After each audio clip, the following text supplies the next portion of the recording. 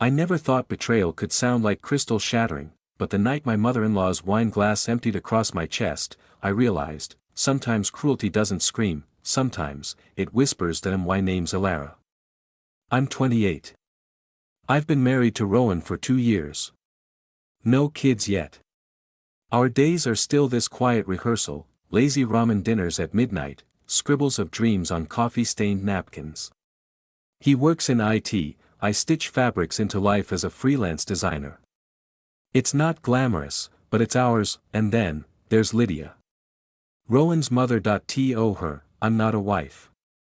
I'm a placeholder. A cardigan someone knit with cheap yarn and draped over her son's future. From the first lunch we had together, she measured me like I was fabric on clearance. So you make your own clothes? She asked, slicing into her salad. That's quaint.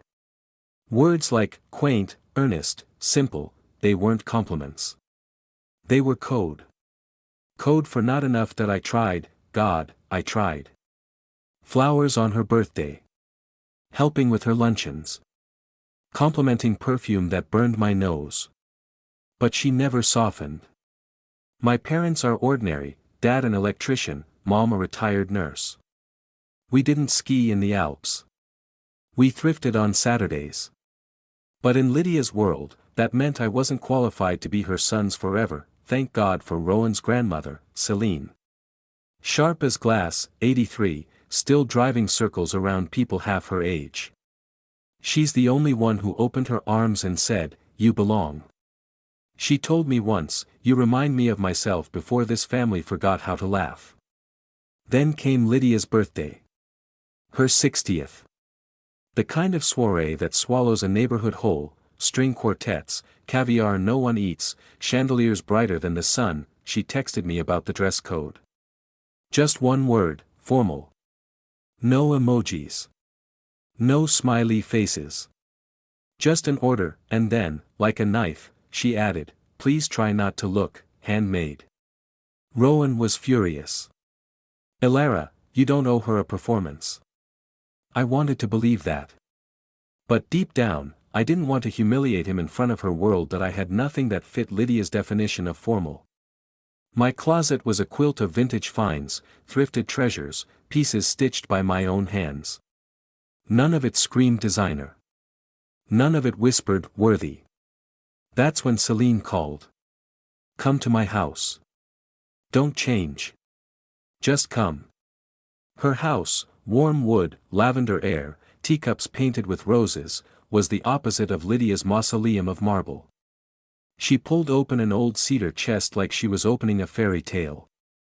Inside was a dress. Midnight blue silk. Hand-stitched embroidery. Moonlight woven into fabric. She held it out to me. "I wore this in Paris, decades ago. It deserves one more night. Tonight." I stammered. "Celine, I can't, this looks priceless." She smiled. "So are you. And if Lydia wants you to play formal, then let's see how she survives it." An hour later, my reflection didn't look like me. Hair pinned soft, makeup subtle but glowing, silk draped like liquid sky. For once, I didn't look invisible. I looked inevitable, and that's how I walked into Lydia's empire that night. Spotlights slicing the driveway. Valets taking keys. Guests glittering like jewelry displays that I didn't sparkle. I shimmered. The moment I crossed the threshold, conversation dimmed. Heads turned. People didn't look through me. They looked at me. And Rowan, when he saw me, his jaw actually dropped. "Elara," he whispered, "you look like royalty." And then Lydia appeared. Sequins dripping crimson, diamonds orbiting her ears. She descended the stairs like a queen returning from exile. She saw me. And her smile cracked. She slithered over, voice sticky sweet. "Lovely dress. Not handmade, is it?" I smiled. "No. Vintage." Her eyes hardened. She tugged my wrist. "Come." She dragged me down a hallway, away from chandeliers and champagne, into a shadowed corner lined with old portraits. And then she spun on me. What exactly are you trying to do? She hissed that I blinked. I'm dressed. Like you asked. No, her voice sharpened. You're stealing my spotlight. They're staring at you. This is my night. Before I could answer, she raised her glass. Red wine arced through the air and burst against my chest, cold. Sticky. A wound blooming across Celine's priceless silk that I gasped. The room tilted.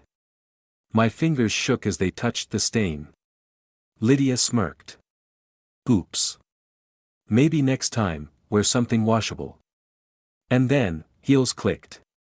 A cane tapped. Celine, her eyes swept from the dripping silk to Lydia's smug face. That gown you just ruined, she said, her voice slicing through the air, was made for me in Paris, 1981. Hand embroidered. One of a kind. Gasps. People had followed. Lydia's face drained. I didn't know. Of course you didn't, Celine cut in. Because you've never known the difference between what's expensive, and what's valuable. The silence was electric. Celine's voice carried like a verdict, Grace isn't bought, Lydia. And she, her hand pressed to my trembling shoulder, has more of it than you ever will.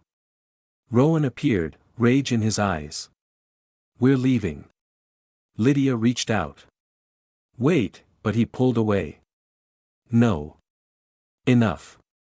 We walked out. Past the chandeliers. Past the whispers. Into the night. I should have felt small, ruined.